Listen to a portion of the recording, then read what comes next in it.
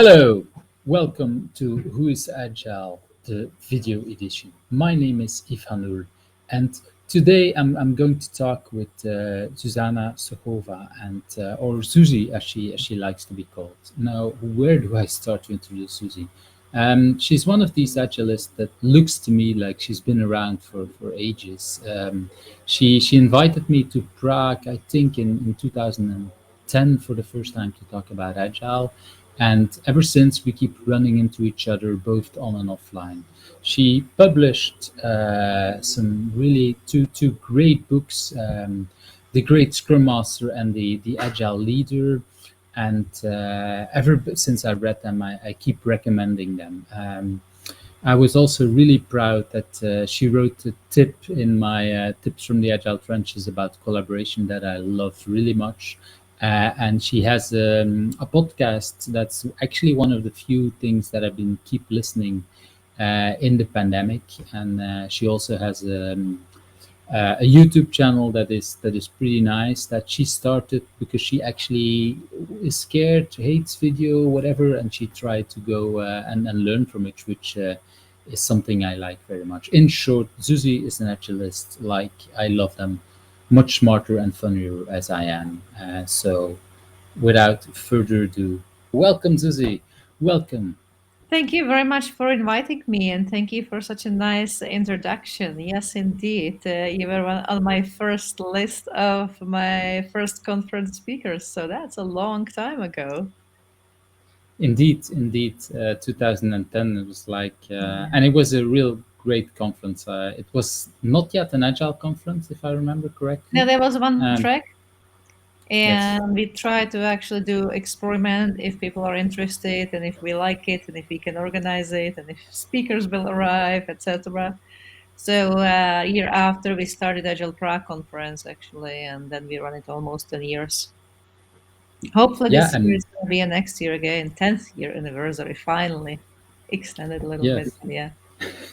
yeah. With all the COVID, it's Yeah, going it's to good be to very do. interesting.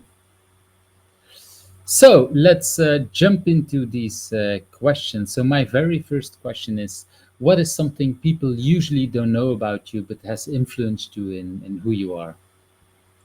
So I started as a software developer. I was writing software in C++, quite low level things. Started on OS2. Then my next project was a migration from OS2 to Windows. So quite hard stuff, as many people would Hmm. say. And I don't really program anymore. At the time when I started to be a scrum master, I stopped coding. I mean, tiny bit sometimes at home, like for fun, but it's like nothing serious. And all the modern technologies are way too far. But I think that being a developer sort of influenced me, so I still have a lot of friends and developers. I sort of understand, not the modern technologies or something, but I still understand that mindset. I still can imagine like how to work as a developer is, and this dynamics between different groups in the organization. So that influenced me quite a lot. And at certain point of a time, I thought like, I can't be a developer for forever. So I have to change. So I went to MBA, and what really changed me there was this team we have. It was not necessarily the curriculum of that of those classes and of all of those change management and everything. It was interesting. It was really good. But the biggest difference makes the group of people, the team we created, and we still meet each other. It's a long time ago, but we still keep Wow. meeting each other. And if I need something, I give a couple people a call, and they always support me. So that's something which actually shifted me, because I realized that it doesn't have to be always about competitive, and we can help each other and we can support each other. Yeah, and it's definitely something we do a lot, or we try to do a lot in the agile community, support each other. And it's nice to see that that happens also with trainings like MBA trainings. So that's We were a nice. very I knew. exceptional class, I think, because the class before us, they were like keeping their groups, never, shifted anyhow. And we actually started by saying with every assignment, we want to shift and we want to work with different people. And Wow. that was super fascinating because I learned how to work with people who started the finance, who were like always in those, numbers and know people. And I was on more that people side and was like, saying, how come you can't see it like internally in my head, right? And all of those differences. And that was really useful. So, I I can imagine. I can imagine. I also I'm not surprised that you are part of such a group because I think, yeah, you influence that in a way, of course, and like probably these numbers people influenced you in a different way because they were probably thinking the same thing. Susie, why don't you see this about whatever yeah, numbers of there? course, yeah, yeah. Diversity was really, really big, and because we mix all the time, that was super fascinating. Like, see how different people react, and some of the things I still remember. Well, luckily that you still remember some of these things. But Yeah, that's nice. That's I knew you were a developer, or I kind of remembered that you worked in. I remember even the OS2 for yeah, whatever reason yeah. You that see, sticks in my head. But I never knew. I didn't remember about the MBA. Probably you told me, but I forgot it. I might not. That's I'm not usually speaking about it because MBA has this negative connotation in some groups. And so sometimes I talk about it when I show people, like, you sometimes need to go to a different direction than you started and try different things and experiment. And who knows where it end up. I thought I go to the classical management, structure. If everything goes well, I'm gonna be promoted as a manager and a manager and a manager, right? And then I end up being a scrum master actually, and which then a is kind of the director. opposite.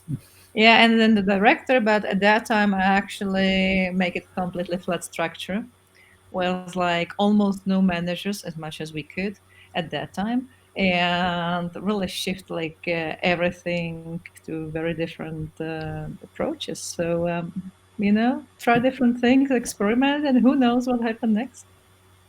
Yeah, when you talk about MBA being a negative, well, you came already from C++, you came from OS2. These are not the most typical That's kind true. of things That's that true. people like. Yeah.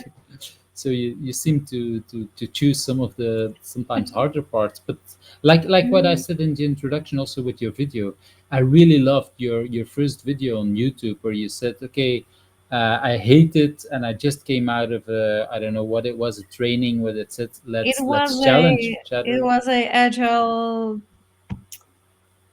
2018, 19. I'm not quite sure now, Hmm. and in San Diego, I believe. And I went from this audacious salon, this workshop, this 1 hour and a half or 2 hours workshop, and it was about overcoming those edges. And it was so Hmm. fascinating. So I thought, like, how could I apply that experience they gave us? And I thought I have to do something.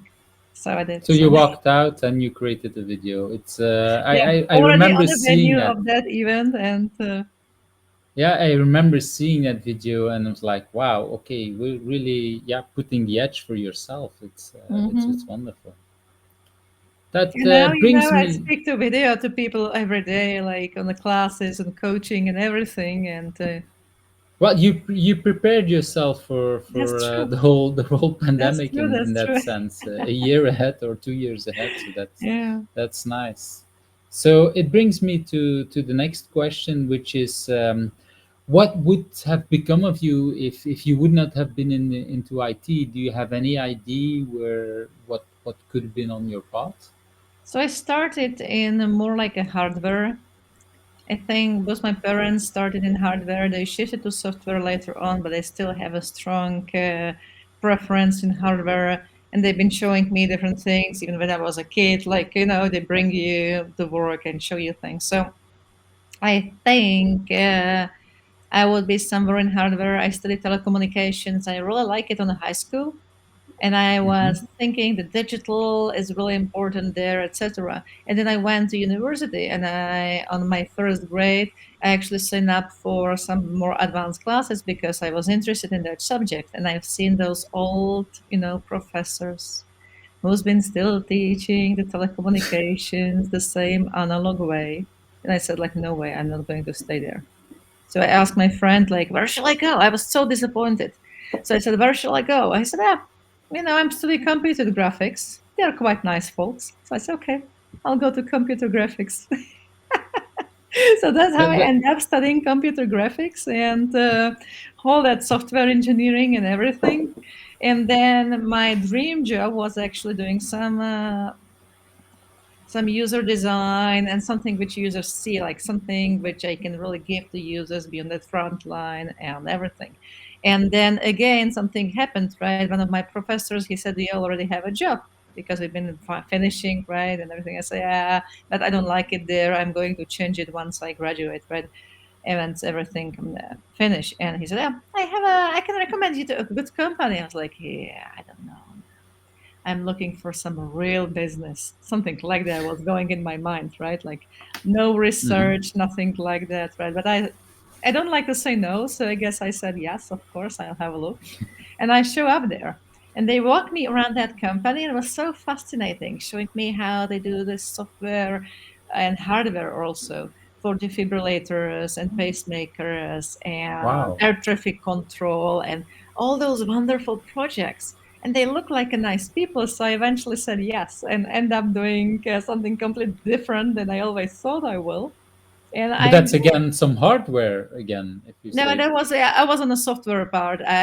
They were doing the IC design, and I was really not trying to do Okay. that. That was too, I don't know, too But difficult. it's a company that Something like- made hardware in a sense, and you were on the software side. Did I Yeah, I was understand on that the software correctly? side, and we've been communicating with the hardware. That's true. So that was quite fun, right? Those are the things. But Hmm. I think if I'm not shifted to that, I would be somewhere in the telco and designing networks. Who knows?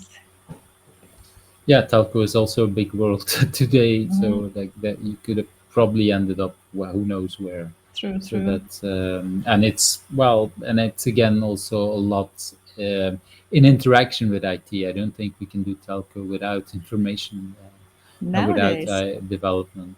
Indeed, Nowadays, I nowadays. think every company is in a way software company, right? Look at banks; they are actually driven by software now, and cars and everything else, right? So we'll see.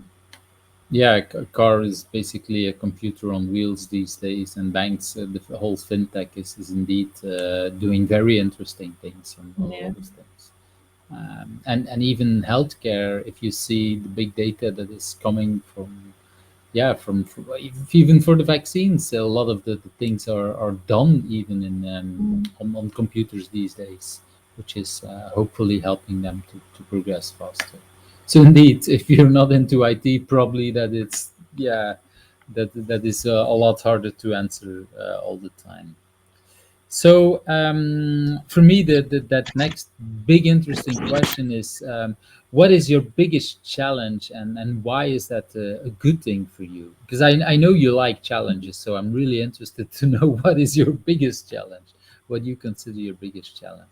I think my biggest challenge still is like I had this technical background, right? And I invest a lot into coaching, facilitation, but I'm still not the greatest facilitator or the greatest coach. So I still feel there is something. And I guess currently the challenge is like how to get there if I want to invest more time and my personal development into professional coaching more or not, right? When I started, I felt like I will never do any coaching. It was just like this esoteric almost something which I felt like, give me a break. How can I help somebody if I don't tell them what to do, right? It was the Hmm. typical, mathematical mindset, right? It's like, what is right Yes. and then what is wrong. And then What input do I have to give them so that these yeah, people give exactly. the right output? Something like that. Yes. Just tell them what to do and, that type of thing. And then again, there was this MBA, right, where we've been having different people speaking to us. And we got one really great professional coach, Radovan Babok. He's quite well famous here where I live in the Czech Republic. And he's got a great talk about how coaching is a good idea, simply. And it was sitting in my head. We talk about it with my friends from that cohort, and keep coming like, hey, as a scrum master, you should be a coach, right? Like, coaching, it will never work, right? Etc. Mhm. etc. And finally, I got my first experience on coaching when I was snowboarding on the mountains, and I was like complaining to this my friend who went with me on the MBA, right? We went for skiing, and I was like complaining, I will never learn how to snowboard. I was like snowboarding was like big shift, like everything, the whole body, and it was difficult, right? And all of those Mhm. other people were like flipping like this, very simple, no power, just like that. So I said, I will never learn it. And I even, hired a private teacher last year here in Austria in mountains, and it doesn't help. And he looked at me at that, cabin going up and said, do you want to try some coaching? We talked about it already, right? It's like, Mhm. well, why Not not? Right? again. Of Not course again. I want. I mean, what can possibly go wrong? In the worst case, Mhm. I will be snowboarding still the same way in the afternoon, right? And we have some fun. So I said yes, as usually, right? And actually, in the middle of the day, on an easy slope, I was able to go downhill exactly like that. And I never In forget. less than a day. Less than a day, exactly. So Wow, that that. was actually a great experience. So I actually went home, bought some book on coaching, bought some book on facilitation, start trying, reading, and actually went, of course, next year went to agile coaching, agile facilitation class, another one, Lisa Atkins, Mhm. great thing, right? Then I went to ORSC, organizational system relationship coaching. They are really great coaching skills if you're interested about, CRR Global would be the website where you can find them. But they are really great coaches if you are interested about coaching not individuals, but actually relationships or teams or organizations. So that technically changed my perspective on how I see currently the work of an agile coach or of any agilist simply. It helps me to build the leadership program, which I now have to develop the leaders in agile space and help me to grow. So currently, my biggest challenge is like, what's next? And I have a feeling there is something where I need to move on, in that coaching facilitation space, in that soft skill space. I just didn't find it out. I didn't figure it out yet. So that's, I guess, currently my biggest challenge. I feel it's there. I just don't know where it is and what it is. Yeah, can imagine that if you're, well, you're, I would say, compared to a lot of other people, you're already ahead of a lot of people. But then, indeed, that's But still sometimes when you're, below many other people, right? And I think that's the gap, right? How to get there. yeah, and to know what's that level, I think there is, yeah, the big difference. For me, one of the things I like about people like yourself is that you come from a technical background, so you do understand technical parts.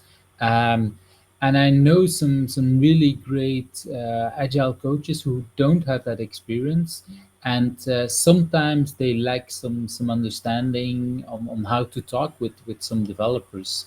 And I think this, we need both. If Mhm. I see an agile team where there is no person that has any technical background, that sometimes hinders the team. And you don't have all, everybody doesn't have to be like that. But in, I think in every agile coaching team, if you're talking for a large organization like a bank, for example, it's good to have at least some people, even if they're not technical coaches, but at least the agile coaches that do understand some part of the technical part. So I think there is a lot of value in there as well, to at least, well, for example, one of the things I see is that when somebody complains that this is not possible, I can just pull up a chair and say, okay, let's look together and let's try. And like you say, I have no clue anymore about the new technologies and whatever, but I can still read code and I can ask the stupid questions. Could you explain me a little more? And we go a step further. So yeah, that's the kind of thing. Yeah, Um, that's right. It's easier to tell them, yeah, well, I think it works, right? It worked always for me in those situations. And I know that those companies are different, but still, I believe it's going to work. And they sort of trust me. But if, of course, I have no wow. experience in that software, they would say, did you ever work in software? It was the most fun question I got from one of the team members. I was explaining them something about how it should work. And then there was a senior developer guy who was sort of against that Scrum and Agile idea. And he said, "Did you ever do anything like this?" I was like looking at him, bearing myself a time, saying like, "Yes," and wait. And they said, "Oh, okay." And it was gone, right? But if I can say it with like 100% confidence that yes, I was working in those type of environments, I would Hmm. be gone. And So especially C++, sometimes, it's not from the easiest part of programming. yeah. So if you learn And some of yes, the I ways didn't work and in this company, but I work in similar environments, and I think that statement saved my life a couple times. I mean, from professional perspective, right? Because I could say yes, I did, Mhm. and that was enough Yeah, in many cases. it's funny because I get a lot of this kind of people that say, well, this might work in Russia, but it won't work here, or this might work, and they always say the opposite things. I come from Russia, and then there they say that it's working in the US, but not in Russia, and in Russia they might say it's we're going to work in Belgium, but yeah, it's always fun. And for me, that message usually means I don't know yet how to do it. And for that, I fully agree. I don't know yet how you need to do it either. We need to figure Yeah. it out together. We don't But know, but have it doesn't really matter, right? Because we'll figure exactly, that out. we'll figure it out, and we know that it's well that the chance is pretty high that we can do it. Not 100% sure, but let's say 80% sure that Mm. together we can figure it out how to do it.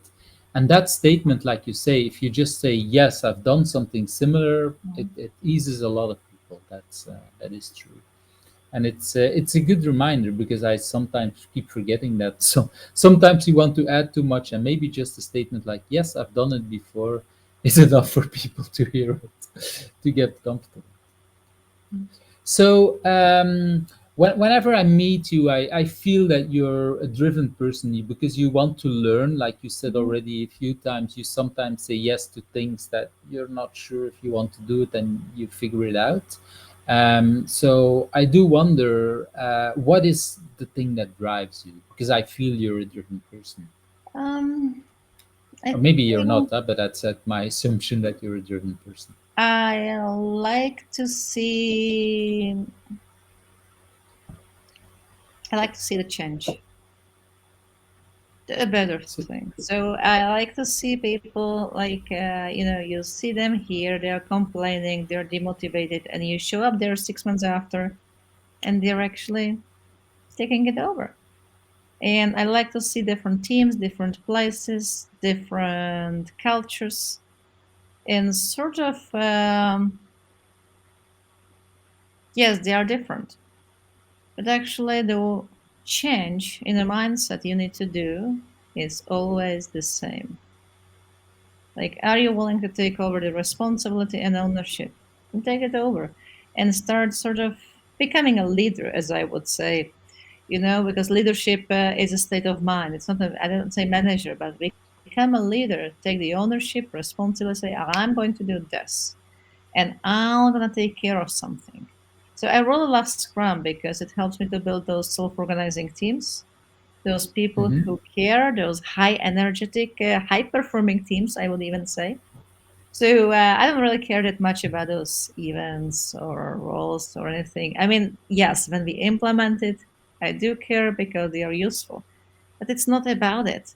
It's about mhm. that shift. When you see this team, he used to be demotivated, sitting here saying, "Tell me what to do, and I'll do it."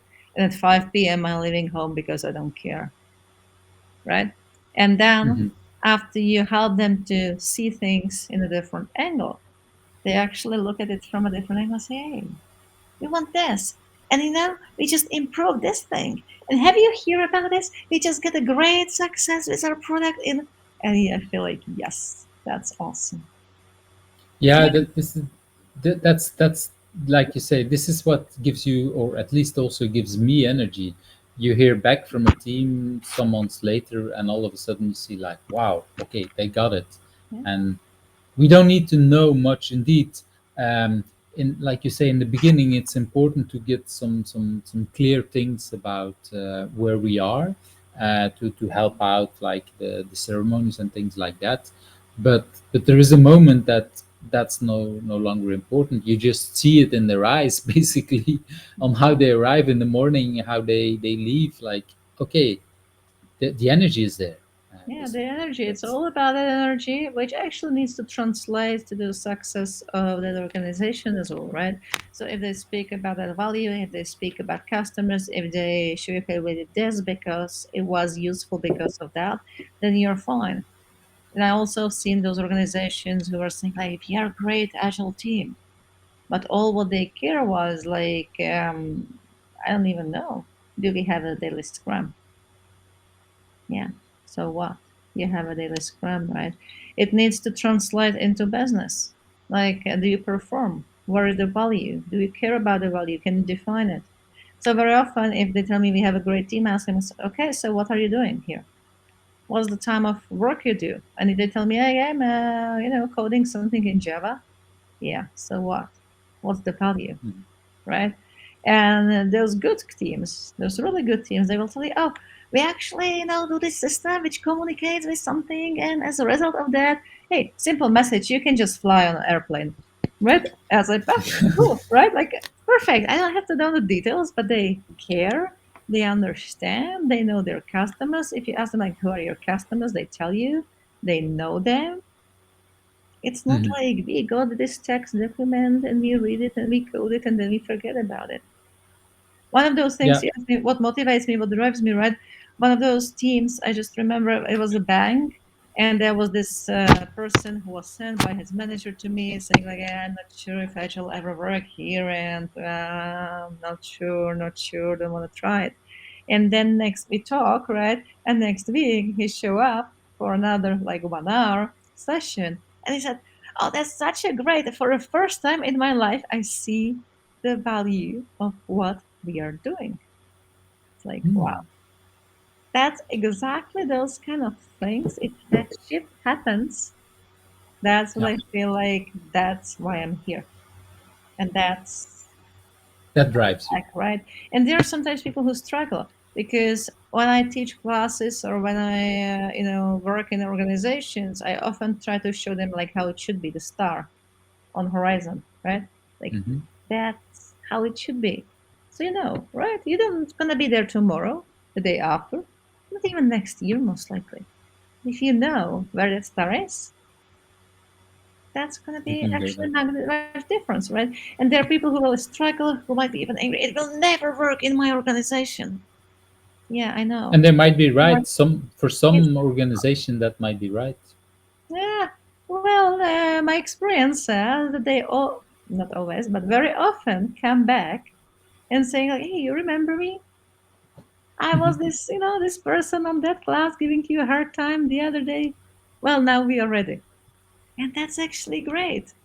5 years from that time, they shifted, something changed in that organization, and now it's possible.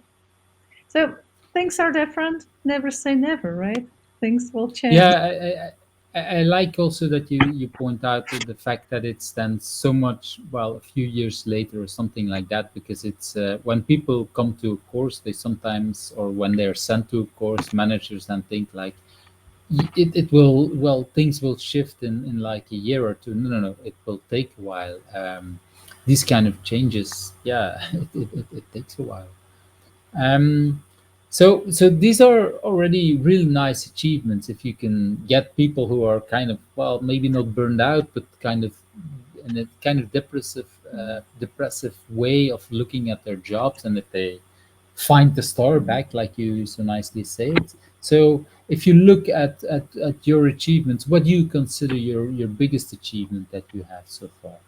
I think, living in Czech Republic, which is a small country, 10 million people, right? Less than most of the American cities. Then actually my biggest achievement is to get my book published in the US with Edison Wesley. That was the first one was the Great Scrum Master, the other one, the Agile Leader. And that's something I'm still surprised about. How come that actually it happened, right? That you self-publish a book, yes, everyone can do it if you have a bit of consistency in writing, and many people Hmm. have a message, they just don't have this consistency in writing that they want. But it's not that hard. It was a lot of work to self-publish, and I actually first self-published, but then I got Hmm. recommended to the publisher and they republish it. So that was actually still almost don't believe it, right? Like, how come they take it and how come people likes it? So that's another thing. You publish a book and then you meet someone and say, "Oh, we like your book," and I still feel like, how's that possible? Ah, they really like it. Unbelievable. Well, I would Yeah. say everybody who has read your books would still say it's. I really think, yeah, like I said in introduction, I really it's one of the books I keep, or the both books I keep advising to people because I like them, and it's. For Scrum Masters, there's actually a lot of books, but yours, it's well, it's actually next to me here. It's Yeah. not that big, and it's something that I keep telling to Scrum Masters. Okay, agile coaching from Lisa is even more if people want to grow, like you said earlier, if you want to grow for a coach. But for starting Scrum Masters, your book is really, yeah, it helps them a lot. Yeah. That's the Um, audience, right? People at the beginning. Well, yeah. Well, for me, the beginning would be the Scrum Guide. Let's Yeah, start yeah, with okay. that. Then your book, and then, but That's true. That's true. it's nice in between the Scrum Guide Hmm. and Agile Coaching from Yeah. Lisa, and that's it. And it's also, but the nice thing for me is it's a nice message, and it's not too big, because Mm. sometimes people, especially in the Scrum Master role, there still is a lot of things to do, so not always Mhm. people have a lot of time to read, and it's a condensed one Mm. to explain it. So I I'm really happy, and it's something that still keep advising. So I'm not surprised that I Edison still Wesley am, right? chose. I wrote it sort of for me. I wrote it like which book I would like to read at that time. Mhm. And I like simplicity, I like pictures, so that's what all of it about. So Well, you say two things that make me love your book. First of all, the simplicity. There is a lot of, and this is the message that I keep telling people. There's a lot of consultants that write a book with the idea, look how smart I am, and look how difficult words I'm using. And personally, I hate these kind of books. These are the I have books to read. I think that an author should do the work, and I think I said it on one of the interviews I did last week. They're not published yet, but that's one of the interviews I said last week as well. It's like I prefer that people who write the book do the work, and not so much the reader has to do the work, because Mhm. you take the time. Writing in an easy language, and easy to understand language, is really hard, and to, well, easy, and at the same time bring a message. So that's hard, and you did that. You did it nicely, and then, yeah, I'm in love with your pictures, so I really like what you do. So yeah, that's it's also a nice style that you pick it out. There's a few people that make their own. Goiko Atsikis is something similar. His has also his own style with the pictures. Yeah. You immediately know when he did it. I feel the Mhm. same with you. It's like, okay, I know Zuzi created this picture, and that's also nice. So that's a nice style, and it fits for me. It fits perfectly with your books. So that's nice. So yeah, I'm not surprised to call it your biggest achievement. So the next question I have is about personal agility. I know you have a few talks and a few ideas on personal agility, and for me, one of the questions I like to ask the people on who's agile is, what is something that you think is worthwhile to share to people, to hey, how could people learn from you? What is something that you do or you want to share? So I think what I learned over the, I think originally from ORSC, organizational system relationship coaching, right? I mentioned here before. I learned that from a complex system, right? If you look at the organization from a top, there is no right, no wrong. It just there are Hmm. different perspectives. But what looked really great from this group might look completely opposite from the other group. Some people are frustrated and happy about the same thing, just matter of perspective. So there is no right, no wrong, and everybody is right, just only partially. If there is a 2% of truth on every single perspective, what is it? Can you find it? And I think that's a start, right? If you can find out, being a scrum master, that's a very simple exercise. We usually start with every single team member. And if you have a great team, that's not so difficult. But if you have dysfunctional team, yes, that's a very difficult exercise because you have to say what is great on this one, and that one, and what are they bringing to the team as a value. And I remember one of the very dysfunctional teams where I was running this exercise with a scrum master because he said, I want to help this team. I said, okay, so let's talk about it. What's the benefit they are bringing? What's their value? And next time he came back and said, I can't figure that out. I already hate some of the people and I can't see their value. I'm already angry the same way as, the other folks.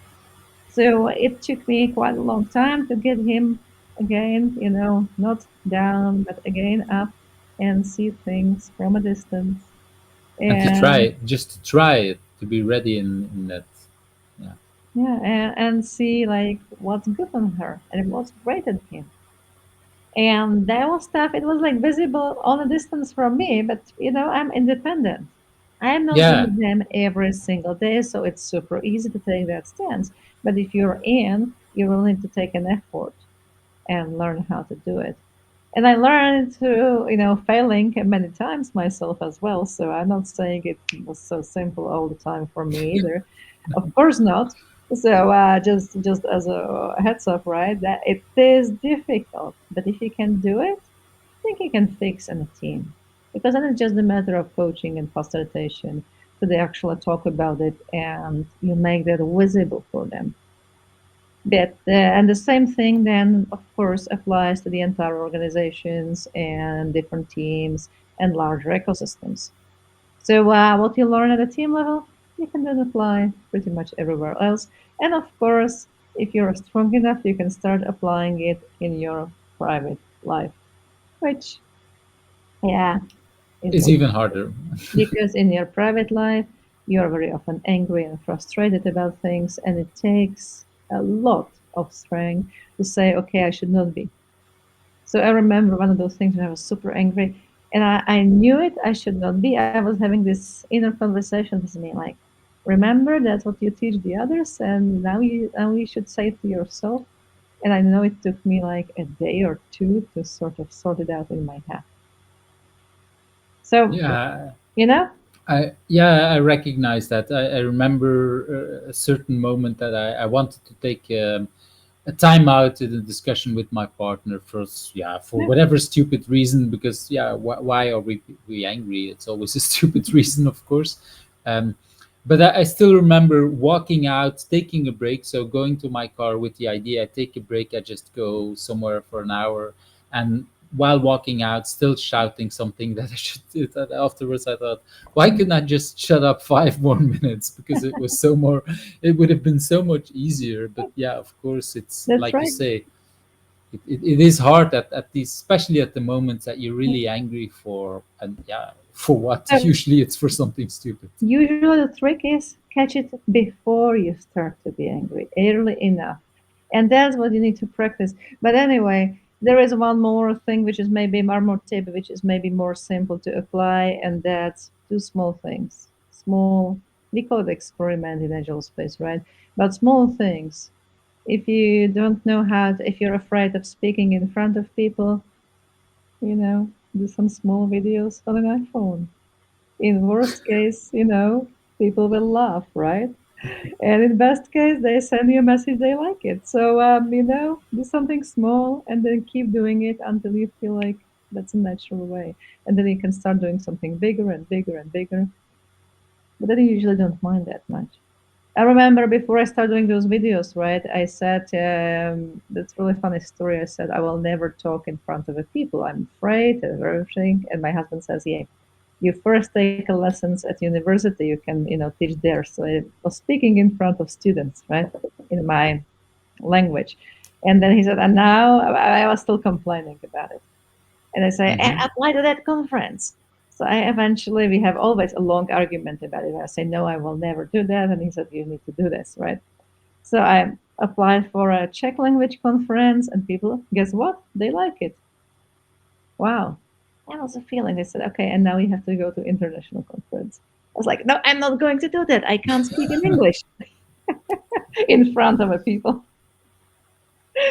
And then I went to the international conference. It was actually the conference where we met the agile, which was way before, I guess, I don't know, 2009 or something. And the speakers were really nice. They welcomed me. You know, the person who never speak at any conference. They were so nice to me. The audience was really great.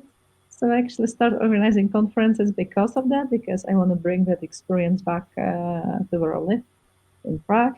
And I actually started speaking. There was a time where I was speaking at 12 different conferences per year and going to different places. Some were big, some were smaller.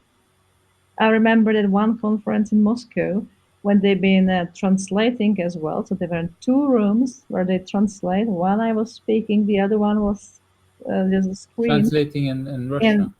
and they've been to Russia, and they've been still people on the walls, walkways outside, sort of standing in front of those monitors and listening. And I was like, wow, You made it big.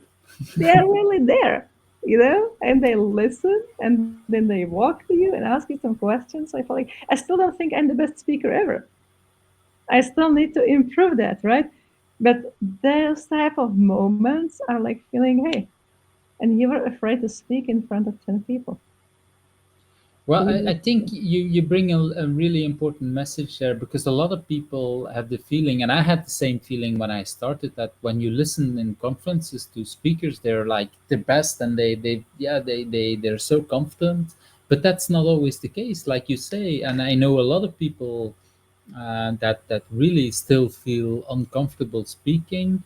I still get nervous every time I speak up, or I talk at conferences. And the few times that I didn't feel nervous for whatever reason, they were just bad speeches that I did. So I'm okay with that. But it's indeed, it's something that is that a lot of people still have, and you? yeah, we need to learn it. um, it's also something I've learned with. So I bring my kids sometimes to Yeah, conference to that's speak true. with me, and my, well, now 19-year-old, but he said it I think at 12. He spoke with me at Ajali, Hmm. and on the way back we talked about it, and he said for him it was much easier to talk at a large conference in Kiev, for example, with, I don't know, 600-700 people in the room that he totally didn't know, than speak in front of 20 people in his class, because for him that was like, okay, it's okay to speak to 700 people I totally don't know in English. I don't care, but don't let me speak Yeah, in Dutch in front of my friends, because he was like, no, not. that's I, true because he see them every day, and if you do something silly, they will laugh at you, or you think they will you not do think. that, but you think they will remind you that moment for forever. Well, and of course, if you're 12, indeed, Ah, some of sure. the friends might remind you, and indeed, But they this might, is about. But actually, what I've noticed is that a lot of other people in these 600s, they still remind him as well about the good things. My yeah. daughter still gets sometimes messages from what she did in India, because she spoke up and she gave some really good Mhm. advice at a thing. And then, yeah, that's an inspiration for a lot of people, even if, like you say, you still don't know what you're doing. You're saying it, and you might not feel like you're the best person doing it, but you're still there, better than someone who didn't dare to speak up, in a sense, huh? Mm. So it's I think I really like that tip, like, just like you say, in small bits, doing it, and taking it one step at a time. Mm. And maybe the But third tip, which I did, which I realized not many people are doing, I got this when I started my own company, right? I got this tip. They say save like 30% of what you earn and then invest it back into your education or development or something. It was not that difficult, so I started doing it.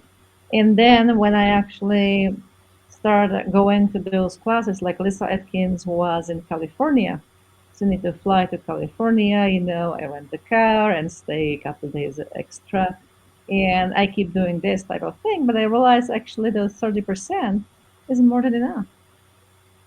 Of course, you don't go every week, but you go to few classes per year. Oh, And you that's take very possible, right? responsibility.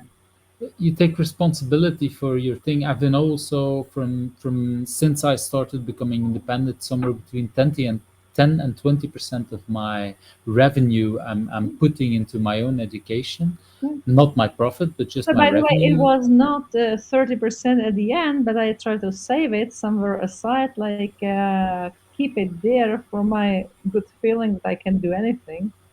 And I Hmm. actually went to Stanford as well for a week or 10 days, some executive leadership development.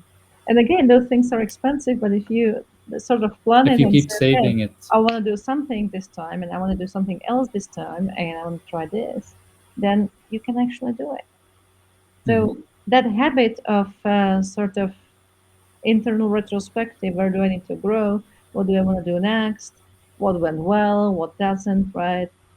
It's actually quite useful in your personal agility and Yes, looking regular back and looking. I remember that I started becoming independent. My main reason was to follow more training because the last job I did Mhm, before, I was promised a lot of training and I wasn't able to go basically out of time. And after a year, I looked back and I realized, in so a retrospective after being a year independent, and I realized, oh, I only went to 3 days of training in the first week of that I became independent because I really mhm, wanted to do it. And then I was busy and busy and busy, and there was mhm, actually money, but there was never time. So I did the exact same thing as the mhm, previous company did. And that's when I said, okay, I want to have some kind of KPIs or mhm, TPIs that I call them, training IDs. And like you say, I put it the percentages, I put it aside, and I said, every year I want to do mhm, some of the things, and that brings so much value, not always money wise but learning wise, and like you said about the MBA, you learn a lot of things, you learn new people, you get challenged sometimes mhm. in things that you don't Yeah, realize you get challenged. So but that's also it's that is relaxing, right? It's like it gives you some sort of a time to relax and think about things and slow down, and then you can start again. that depends on the kind of training. Some of the training I don't always feel like relaxing because I learn a lot of things. Okay, I Yeah. rephrase. I was trying to always fly to the US or Canada or somewhere. And if you do that, I always try to fly for, a few days extra. And those few Okay, days that extra, sense. even if it was just a long flight there and back, you have that long flight to think. When I go Yeah. to a class in Prague where I live, I don't learn as much and I tend to forget it much more because I don't have that. I came in 1 hour from the training, I'm back at home talking to, my daughter, cooking a dinner or whatever, and it's gone. So Yeah, I actually I learned recognize that that. slack time before and after is actually very useful. That's definitely something I recognize. Same thing for work sometimes. Mm, That is actually, and it brings me almost to the next question. But in the remote work, this is actually one of the hardest times mm, because before, when I worked at the client, at least 1 hour drive back, there is some time to reflect, mm, some time to think, and now remote, that's a lot harder because the mm, day is gone, and then up, you, like you say, you go back to your family. And I needed to learn to write things down and sometimes take half an hour to just reflect, what was this day mm, about, what did I learn, what do I need to improve. I mm. really like that, and that brings me to that, like I said, that next question about, is there anything else that you learned about remote work recently that you can share, because we've been into that pandemic. Is there A lot anything of there? weird tips which everybody knows. But I learned also something about myself, which says that I thought I I'm like introvert in a way. I don't really need that much people, but I realize I'm missing it.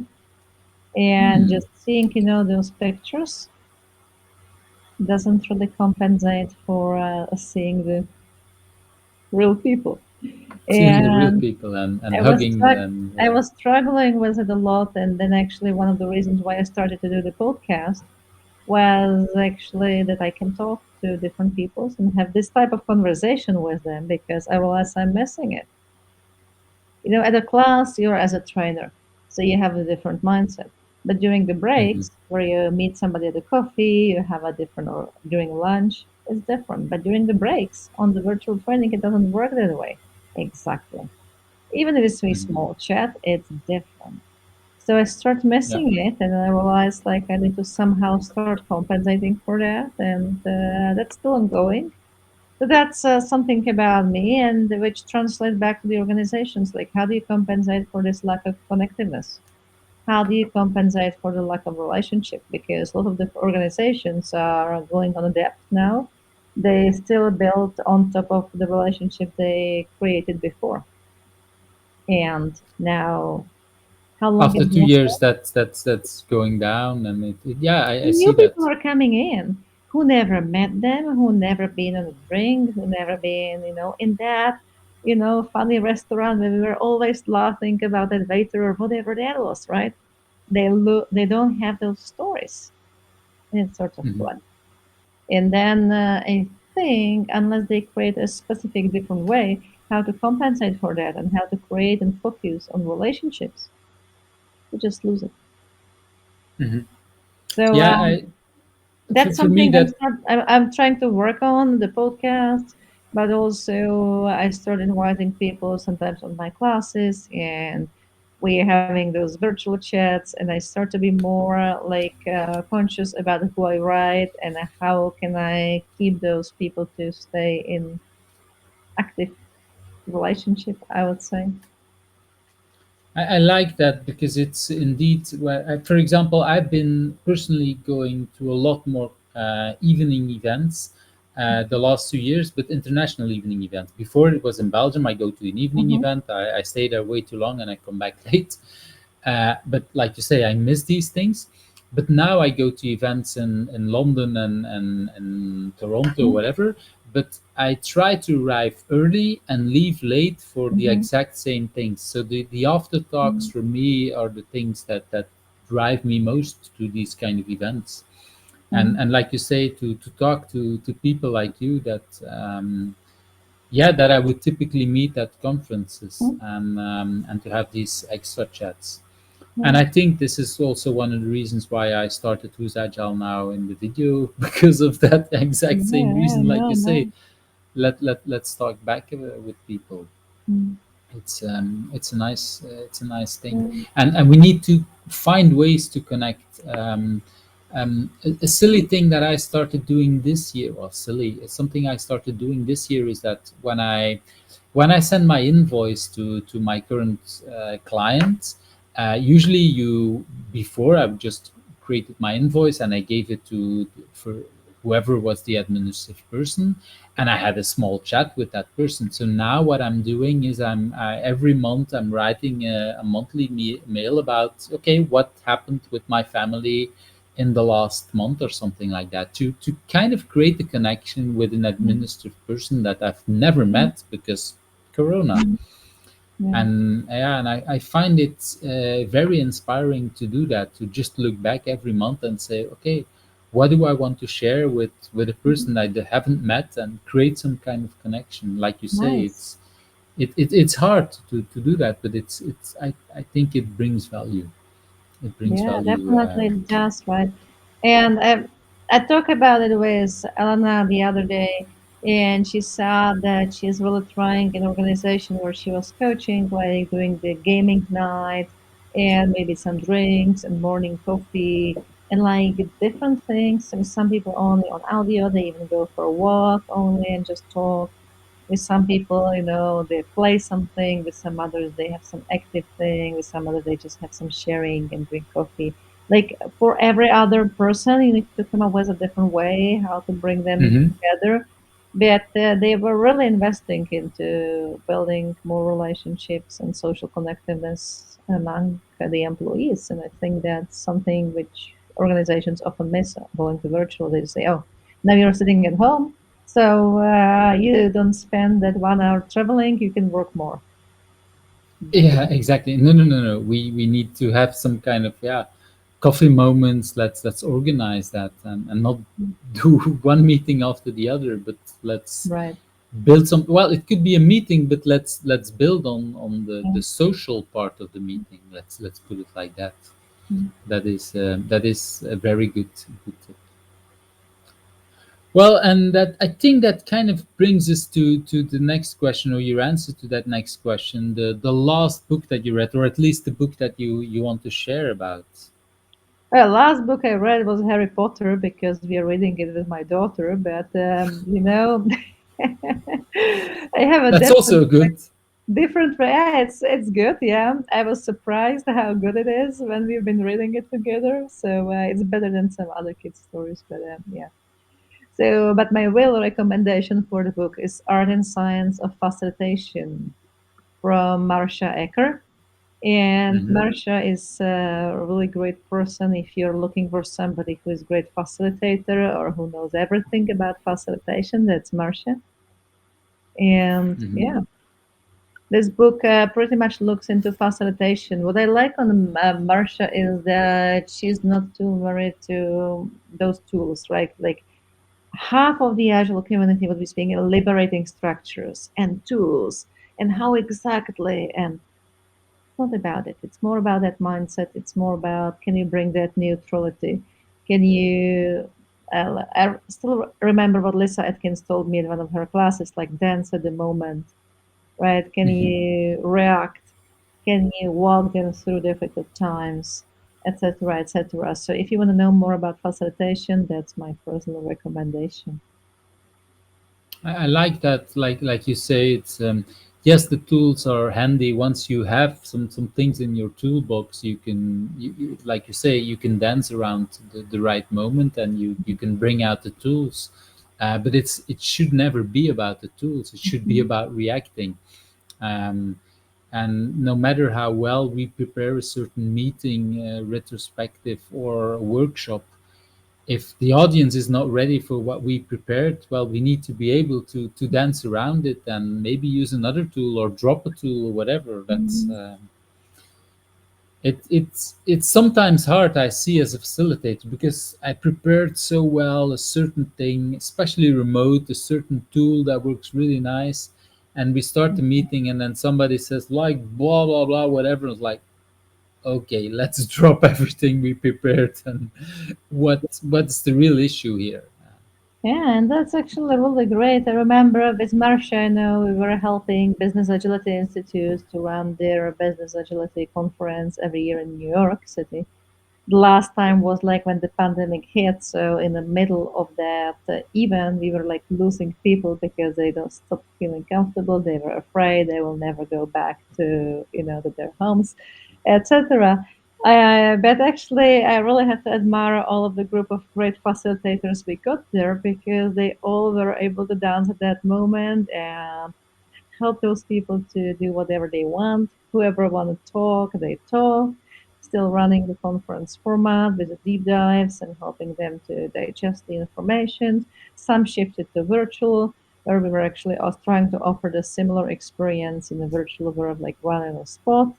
The people have a choice, like, do I feel comfortable going to the venue the second day, or do I want to shift to virtual mode, and so on. So I'm really looking Wow. forward, by the way, to see what's going to happen this March in New York because the Business Agility Conference is back. And it's if you're looking for a great conference, of course, it's always Agile Prague. Prague is a wonderful Hmm. city. But I Business agree. Agility in New York is on my top list. I always go this year as well. So yeah, that's going to be great. And Marsha was actually very calm in those moments and sort of hold that space. And it was a very good partner for, taking care of all that facilitation at that conference. So yeah, it's a really great It's experience. I can imagine that it's it's a stressful moment to be in that moment, but if you can look back at it now, 2 years, almost 2 years later, then it's really like, okay, Mhm. this is exactly what facilitation is about, huh? To like you say, dance around the issues that are there. Mhm. I do remember that the exact same week that things happened, I Mhm. remember the discussions on Monday, will we do a facilitation or whatever, and then on Thursday Belgian government said everything's closed down. I was like, whoa, wait a minute. Everything we decided, it's yeah, okay, let's do it completely different. Yeah. Yeah, I think it's if you can dance around, especially in a conference with people Mhm. who are abroad, that's really nice. That's a really nice story to tell. So brings me to my favorite question of these sessions is what's the question that you think I should ask you, and of course I'm more interested, even more interested in that answer. Yeah, I think I move it for later and then I completely forget about it, to be really honest. So I'll try to think about it now. Hmm. So, what you should have asked. I think it's about something bright moment of your like, or maybe why did I go to Agile? I told you that, I guess, a little bit. But I really love Agile because of that energy of a teams. I love Hmm. Agile because of it helps me to build from individuals who, in my mind, they're Hmm. alone, right? It's everything on you. You have to figure out Hmm. everything yourself. To the Oh yeah. teams who help each other. So when I went in 2005, when I went to the US and was working with our customer teams, they have a very individual oriented culture. You know, the American corporation, they have 2,500 people on that floor, cubicles, like really that, yeah, but I can actually see through. So when I stand, so that was like this gray color, something like brownish grayish, random Very sitting. So individual, focused yeah, on random sitting. I was sitting in a cubicle in the middle of some managers who's been always on the phone calling somewhere. So I end up sitting with my headset, listening some music, and actually connecting to my prac team when the time shift allows that and talking to them. And that was really fascinating. I remember two things which happened to me. I was good used to we were really working like a team, helping each other. We were trying to like ask, you know, you don't think about it for half a day. You better ask if somebody know about it, right? And if hmm not, of course you can figure it out. But if they do, they can help you. So I did that. My like I don't know second month or first month or something. I asked about something which I thought it's not there, and they were saying yes. And the face how he looked at me was like, oh, she doesn't understand things. She can't figure that out. I felt like, oh my god, I can figure it out. I'll never ask for any help anymore, right? So that was the first thing, and the second was right after. I was actually going with one of my team member for lunches, like every Wednesday. We went somewhere, right? And we always stop at the bookstore as well and had some nice conversation. And she was like telling me, I have an issue with this computer and I don't know how to do something. So I actually show her. And turns hmm out she sent an email to two of our managers, like above in that US company, that I saved her like, I don't know, 30 minutes per day and how great it was from me. I was like, what? You know, I hmm spent 5 minutes doing something which is completely normal. It But for costs you, me it was less than 5 minutes. drinking my But for coffee. her, So that's what individual culture means. You're on your own. You never ask for help, like the real individual culture, right? yeah. And then actually they switched to Scrum my second or third month.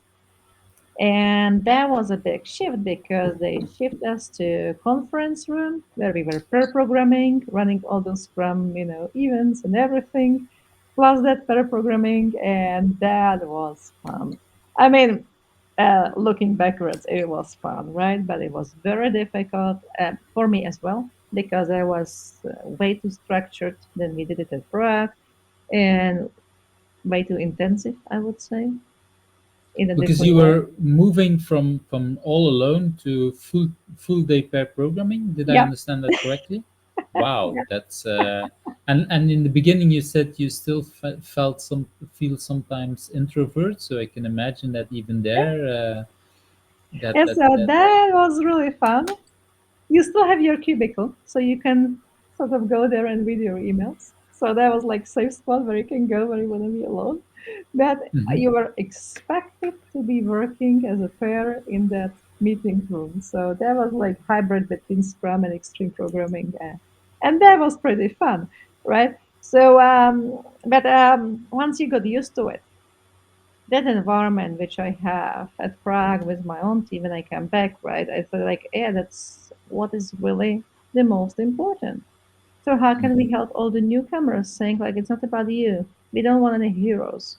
We actually want people who help others to become better, help each other, right? And we were building this type of culture all the time. And that was actually working quite well, and people were not leaving. So we were almost zero. We have almost, at a certain point of a time, we have almost zero people leaving our company because of this Wow, culture, which was not good that either because, you need some new ideas and everything, right? yeah, but if you compare it to what it was before, it's probably a Yeah. huge difference. Yeah.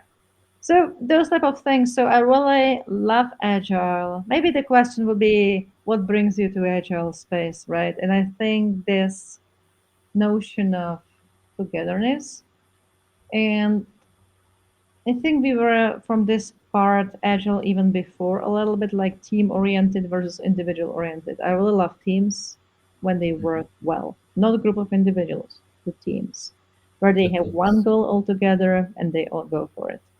They have this full And transparency because we are in it together. And did you have team experience before programming? I mean, with, I don't know, in sports or something like that? I was in a Girl Scout, so yes, Hmm. there was pretty team experience and pretty collaborative experience. It was not that new for me. Maybe that's Yeah. part of it as well. That you Well, learned it that's why already I'm when you're a asking kid. because Yeah, that's true. I never thought about it this way, but yes. it's for me. For me. It's one of the things I ask because I Mm, was in scouting, but I never felt completely 100% at ease at that time. mm, And if I look back at now, it's like, okay, why didn't I? Yeah, there was okay. I know some other things about mm, the way it was handled, but mm, I'm always looking back at what are people interested in and where did they came from. yeah. So that brings me to that really last question, and I'm kind of think where you want to go. But who should I ask next, and what's the person that you think I should ask, or persons? You don't need to be keeping yourself to just one person.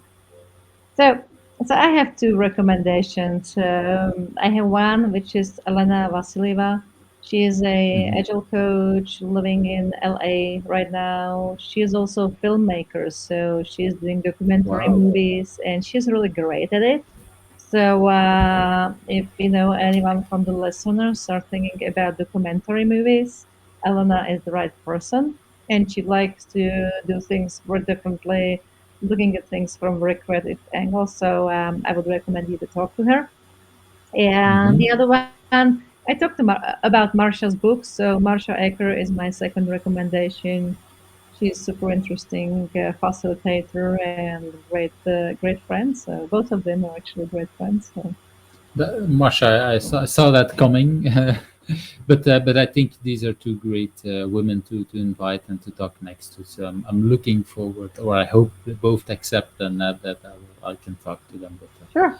let's see that later. So definitely, Susie, I want to thank you for your time. It's actually a pretty long conversation that we had, but Thank you for inviting me. It was my pleasure. It's it always good to was. talk to you. Well, the pleasure is well mutual. I think it brings me always energy to talk to you. I need to show you Well, something.